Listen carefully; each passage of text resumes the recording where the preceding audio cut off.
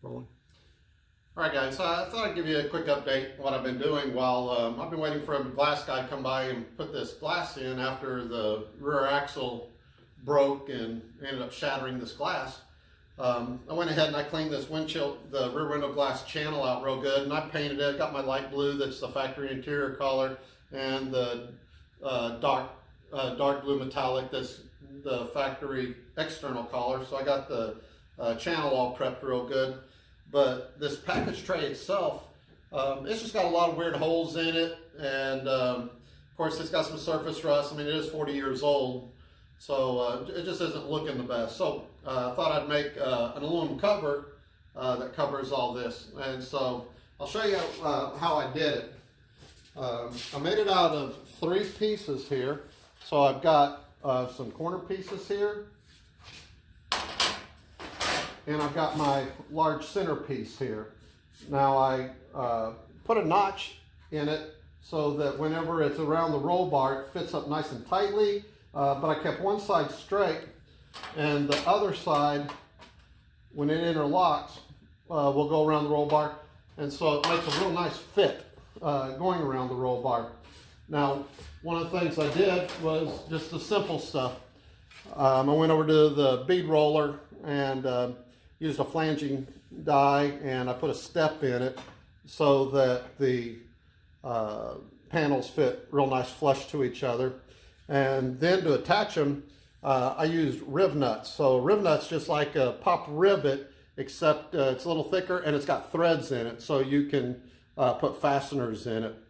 And so that's how I'm going to be attaching this together. And I'll show you how this works here. Let me go ahead and put the pieces in place.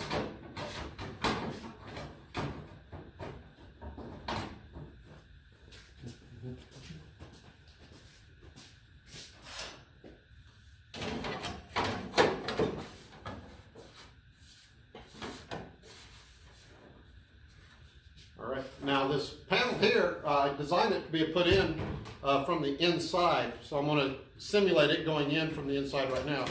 So if this goes in at an angle, it'll interlock the bar. Now, real quick, so this is just a piece of Scotch-Brite pad I'm using in here so that until I decide what type of a design or something I want in here, it'll keep it from vibrating and just making a bunch of noise. It'll just be setting on this and wedged underneath this lip here. All right, so let me get this underneath the lip. Tap it in place. All right, I'm gonna get these side pieces in place here.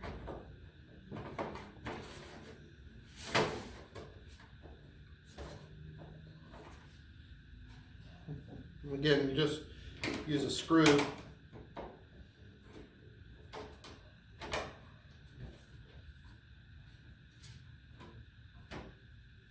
to attach these with.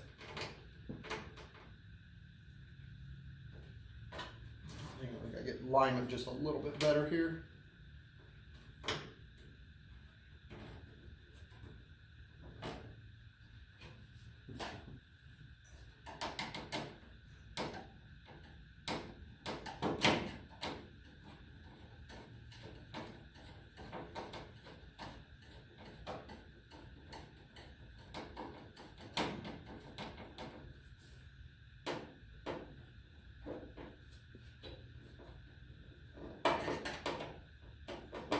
This one may be just off the here. Nope, it's on the money.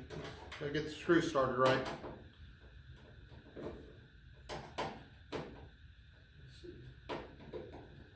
There it goes.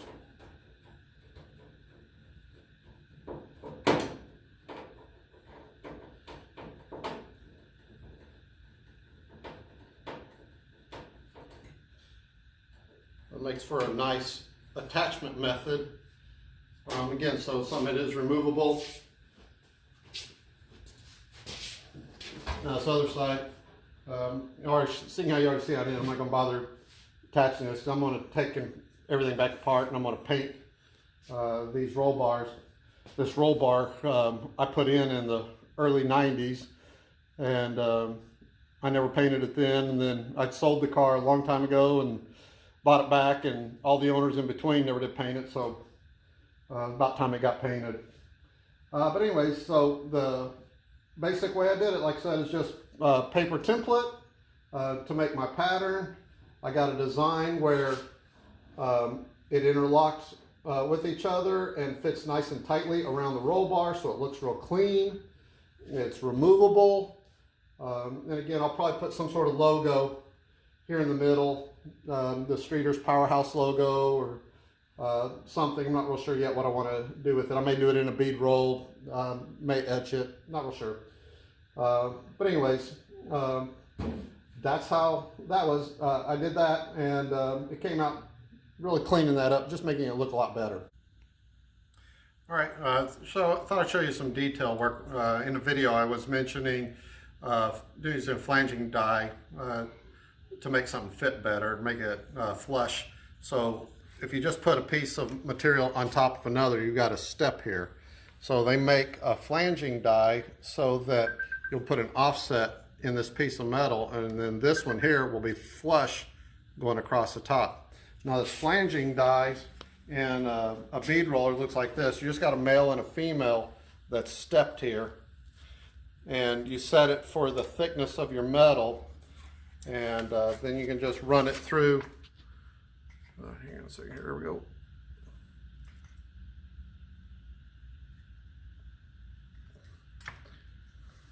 And you can make a step, and so now the things will set just flush across from each other.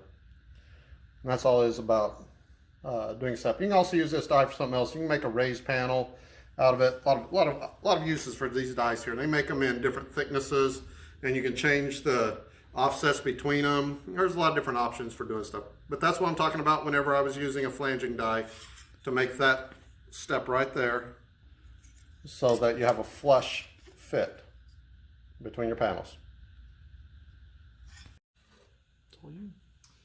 So as I was working on the car, I was thinking about my buddy Jimmy. He sent me a video of him. He's got his Camaro going. And I was just, thinking about times. So again, I used to own this car back in the late 80s, early 90s. And I had a bunch of different hot rods at that time. And one of the hot rods I had was a Eagle Talon, one of the all-wheel drive turbo models. I had a blast with the thing. There was one day that me and Jimmy were out, and it was late in the evening, and just first, decent weather of the year, and we're on Kansas Expressway in Springfield, sitting side by side at a stoplight, and we're just young and stupid, just having ourselves a good time. And light gets ready to turn green. He looks at me, I look at him, and we decide, yeah, let's go for it. So he brings it up against the converter. I put a little RPM on it, and I let the clutch out. The little all-wheel drive digs in, and it takes off, and I'm out in front. And I pull second gear, and I pull third gear, and I look in the rearview mirror, and that's when I saw the cop. And the cop turned out to be right behind us at the stoplight, when we left the line. So he got a great view of the two of us taking off. Now, these cars weren't real fast. They were, I don't know, low 13-second rides. This is before he had turbos on it. Just had a pretty decent little 350 small block, little cam, stuff like that. So anyways, we probably got up to, 70 mile an hour, 80 mile an hour max. I don't know, something like that.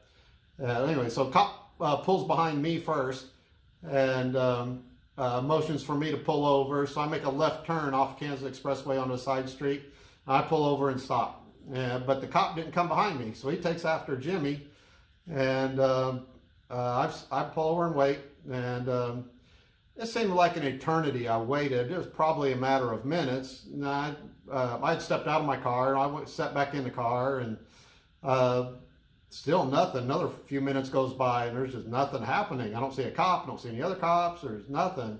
And I'm just one half of a block off of Kansas Expressway at this point, and waiting for him. And so I start up the car, and I inch the car forward a little bit, and I never saw a cop. And I start idling. I got up to maybe 3 or 4 mile an hour, and there's still no cop. And eventually I got up to speed a little bit, pulled second gear, and just now I'm traveling like 15 mile an hour and there's still no cop. It's like 15, 20 minutes have gone by. So I went ahead and I drove over to where I worked. That wasn't too far away from where it was. I did take a bunch of back streets to get there. And I had a friend take me to the house and I left my car at work. Well, this is where it gets interesting. So a couple hours later, I get a knock on the door, and it's a sheriff, and it's that city cop and another county with him. And I lived just outside of Springfield at that point in time, just barely outside the city limits. Anyway, all these cops are at the door. They knock on the door, and they're beating the crap out of it, you know. And finally, I opened the door, and they asked me my name. I said who I was, and they immediately put me in cuffs, and I sat down on the sidewalk there in front of the house, and they're just bombarding me with questions and trying to get me to admit that you know, I was the guy driving the car and I was out street racing, all this stuff. But one thing that, you know, I'd learned a long time ago, I've had police that are friends, and I have no issues with police, but I know just not open my mouth a lot, so I just wasn't talking much. And finally, they asked me to look in my garage so they could find my car, and that would have been the nail in the coffin. Well, I said, sure, I'll open the garage. I opened the garage. Well, there ain't no Talon in there. I just had my Typhoon in the garage, and that was it. Of course, they got real puzzled how I was at the house, and there ain't no car there. So they again started hitting me up a bunch of questions, and finally they decide that they're just going to write me a ticket. And of course, I got out of the cuffs at that point, and they left. And I'll jump in the story a little bit. So I had to go meet with the district attorney, and met with her, or one of the assistant district attorneys. Anyways, I met with her, and she was blunt as can be. She said, you know, we go to court, you might win, I might win. Why don't you just quit doing this for 6 months, and this ticket will just go away? And I said, that sounds fine by me. And so I did, and that was all there was to it. Didn't pay a fine, didn't do nothing. Right, now I'll go back a step here. So my little buddy Jimmy, well, the reason the cop didn't come after me directly is he was busy writing Jimmy a ticket. So Jimmy got a ticket with the cop right there, and he ended up having to pay for the ticket and had to deal with all the issues associated with that. And he's always giving me a little static about the fact that I got away with it, and he got hammered on it. But that was just one of the things that happened in Springfield. There's just all kinds of stories. I'll record more of these and put them in my videos as we go. Have fun.